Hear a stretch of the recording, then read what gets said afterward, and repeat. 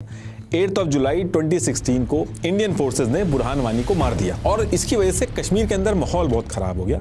और यही वो टाइम था जब मसूद अजहर ने डिसाइड किया था कि ये सबसे बेस्ट टाइम है कश्मीर के अंदर और हमले करने की। अब मसूद अजहर जो था वो पाकिस्तान में था और पाकिस्तान के अंदर मसूद अजहर के पास 5 सबसे ट्रस्टी लोग थे, उमर फारूक, उस्मान हैदर, तलहा मसूद, इस्माइल अलवी और अब्दुल राशिद गाजी। तो जब बुरहान वानी की डेथ हुई तो मसूद अजहर ने इनमें से तलहा मसूद को ईयर 2017 के स्टार्टिंग में पाकिस्तान से कश्मीर भेजा और कश्मीर के साउथ डिवीजन का कमांडर बना दिया। तलहा को काम दिया गया था कि इस एरिया में ज्यादा से ज्यादा यंग कश्मीरियों को जैश ए मोहम्मद ज्वाइन करवाओ और OGW का जो नेटवर्क है उसको बड़ा करो। इंडियन फोर्सेस इसका एनकाउंटर कर देती हैं। अब ये जो चीज हुई थी ये मसूद का भतीजा था और मसूद को इसको लेके बहुत ज्यादा फ्रस्ट्रेशन हो गई थी। ये इंसिडेंट जब हुआ था तो इस इंसिडेंट के बीच में ही मसूद अजहर ने पाकिस्तान के अंदर रैली वगैरह भी निकाली थी जिसमें सबके सामने कहा था कि वो इंडियन फोर्सेस से बदला लेके दिखाएगा और मुंह तोड़ जवाब देगा। और तलहा का बदला लेने के लिए मसूद जो था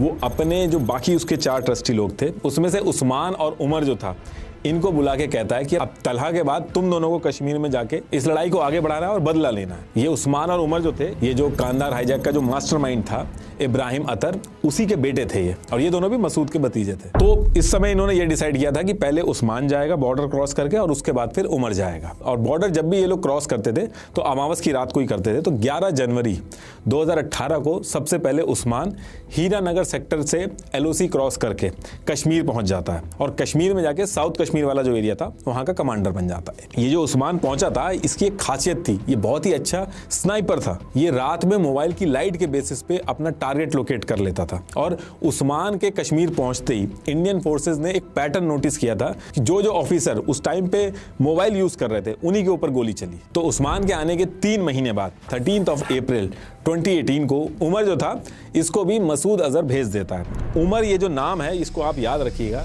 यही इस पूरे पुलवामा अटैक का मास्टरमाइंड है। उस टाइम पे डार्क कलर पहन के ये लोग बॉर्डर क्रॉस करते थे। तो उमर क्या करता है, एक ग्रे कैल्विन क्लाइन की टी-शर्ट पहन के पाकिस्तान के सुखमल की तरफ से एक टनल का यूज करके कश्मीर पहुंच जाता है। तो इस तरीके से उमर और उस्मान जो थे ये दोनों कश्मीर पहुंच जाते हैं। तो उमर जब सेफ हाउस चेंज कर रहा था तो एक बार ये पीर तारिक अहमद नाम का एक आदमी था, उसके घर को जब सेफ हाउस बना के रुका था तो रूल के हिसाब से ये है कि सेफ हाउस हर थोड़े टाइम के बाद चेंज करना होता है। लेकिन हुआ ये कि उमर को पीर तारिक की जो बेटी थी इंशा, उससे प्यार हो जाता है तो यहाँ पे ज्यादा रुकने लगता है। उमर ने इंशा को Redmi Note 5 Pro मोबाइल भी दिया था। थोड़े टाइम बाद इंशा जो थी उसको भी अपने मिशन में शामिल कर लिया था इन लोगों ने।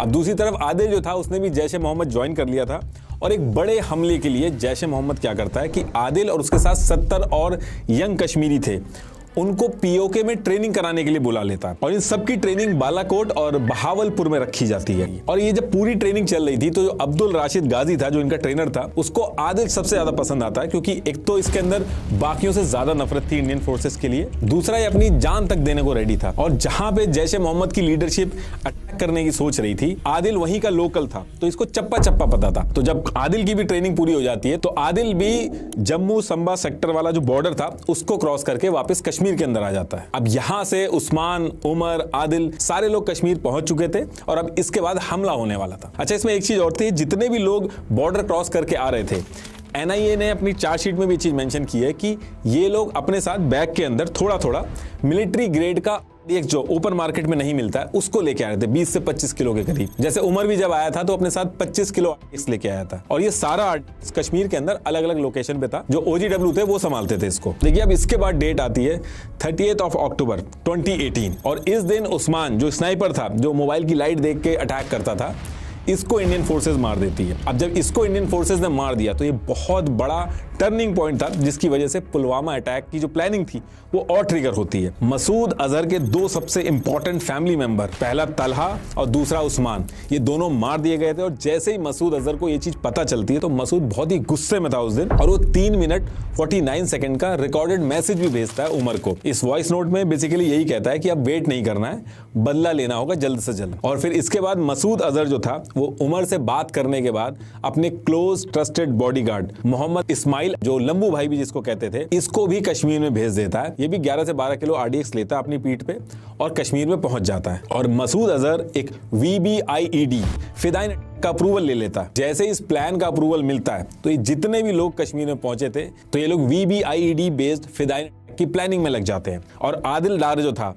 इसी को सेलेक्ट किया जाता है इस पूरे हमले को एग्जीक्यूट करने के लिए। प्लान के हिसाब से ये था कि आदिल जो है ये कार का यूज करके आर्मी का जो कॉन्वॉय जाएगा उसके ऊपर VBIED अटैक करेगा। अब ये लोग बस CRPF के कॉन्वॉय की एग्जैक्ट डेट का वेट कर रहे थे कि जिस दिन पता चलेगा उसी दिन करेंगे। तो डेट फिक्स कर दी जाती है कि 14 फरवरी 2019 को CRPF का जो कॉन्वॉय है वो जम्मू ट्रांजिट कैंप से निकल जाएगा। ये जो कॉन्वॉय था इसमें 78 बसेस में 2547 CRPF के सोल्जर्स थे जिनको NH-44 के हाईवे के थ्रू 271 किलोमीटर की जर्नी पूरी करनी थी। 14 फरवरी 2019 को 3:30 मॉर्निंग में CRPF की बसेस, 15 ट्रक, ITBP की 2 बस, एक स्पेयर बस, रिकवरी वैन, एम्बुलेंस और सबसे पीछे कॉन्वॉय के हेड असिस्टेंट कमांडेंट अपनी व्हाइट जिप्सी में रेडी होने लगते हैं जाने के लिए। शाकिर बसीर जो अपनी फर्नीचर की दुकान से रेकी वगैरह कर रहा था, NH-44 पे इसकी नजर पड़ती है तो ये देखता है कि आरोपी का डिप्लॉयमेंट हो रहा है। ये समझ जाता है आरोपी को देख के कि आज कॉन्वॉय आने वाला है। ये तुरंत वहीं से उमर को फोन करके बता देता है कि रेडी हो जाओ और तुरंत उमर और इनके सारे लोग रेडी हो जाते हैं। अब 2:42 पे कॉन्वॉय काजीगुंड ट्रांजिट कैंप से निकल चुका था। कोई गाना सुन रहा था, एक सोल्जर वीडियो कॉल पे थे और कुछ लोग आपस में बात कर रहे थे। और सेम टाइम पे आरोपी की टीम पूरे कॉन्वॉय को अलग अलग स्ट्रेटेजिक पॉइंट पे सपोर्ट कर रही थी और हाईवे के दोनों साइड अलर्ट खड़ी थी और कॉन्वॉय अपना आगे बढ़ रहा था। अब दूसरी तरफ इधर से उमर जो था वो आदिल को शाकिर के साथ वाली जो कार थी उसमें बैठा के भेज देता है और फिर इसके बाद हाजीबिल ब्रिज से आदिल अकेले ड्राइव करके निकल जाता है हमला करने के लिए। एक बार मैं आपको पूरा मैप समझा देता हूं। ये वो पूरा एरिया है पुलवामा डिस्ट्रिक्ट के अंदर। यहाँ पे ये है पूरा NH-44 हाईवे। ये इस तरफ से जम्मू ट्रांजिट से श्रीनगर की तरफ इस तरफ CRPF का जो कॉन्वॉय था वो चल रहा था। इसके बगल में ये एक रोड है जो NH-44 में यहाँ से कनेक्टेड थी। ये लाडू मोड़ कहते हैं इस पॉइंट को, यहीं पे ASI थे। और दूसरी रोड इधर हाजीबिल ब्रिज की तरफ से आ रही थी। अब आदिल ये इधर ब्रिज से बढ़ता है, दूसरी तरफ CRPF का कॉन्वॉय NH-44 से आगे बढ़ रहा था। अब ये यहाँ से आदिल इस रोड पे आगे बढ़ता है, लेकिन आगे इसको पुलिस की जो बैरिकेटिंग वगैरह होती है वो दिखती है तो ये U-टर्न लेता है और इधर लाडू मोड़ से एंट्री जो है वो NH-44 की तरफ ले लेता है। तब तक 1-2 बस जो थी CRPF की वो निकल चुकी थी। ASI मोहनलाल तुरंत सीटी बजा के इसको रोकते हैं, लेकिन आदिल कार रोकता नहीं है बल्कि और तेज स्पीड कर देता है। कार 3 बस को छोड़ के बस नंबर 5 जो थी उस पे जाके टक्कर मारता है, फिर लेफ्ट राइट करने लगता है और 3:15 पे ये टक्कर मार के कर देता है।